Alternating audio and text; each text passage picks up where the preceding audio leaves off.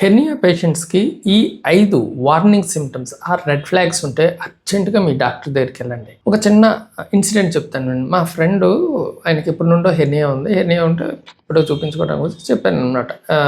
బాబు ఒక 5 red flags చెప్తాను, ఇందులో ఉంటే అర్జెంటుగా నా దగ్గరికి వచ్చేయన్న చెప్పా. అయితే ఆయన ఫోన్ చేసి ఒరే నాకు ఇది ఉంది అన్నీ వస్తే వెంటనే we did surgery, he went well. అయితే ఈ 5 రెడ్ ఫ్లాగ్స్ గురించి వార్నింగ్ సిమ్టమ్స్ గురించి మీకు చెప్తాను వినండి. ఫస్ట్ది ఏంటంటే విపరీతమైన నొప్పి రావడం. సపోజ్ హెర్నియా వాపు ఉంటుంది కదండి, ఆ వాపు దగ్గర విపరీతమైన నొప్పి వచ్చింది, that is a red flag. 2, వాపు మామూలుగా హెర్నియాకి ఏంటంటే పడుకున్నా కొంచెం ప్రెస్ చేసిన వాపు లోపలికి వెళ్ళిపోద్ది. వాపు లోపలికి వెళ్ళట్లేదు నొక్కినా అంటే that is a red flag.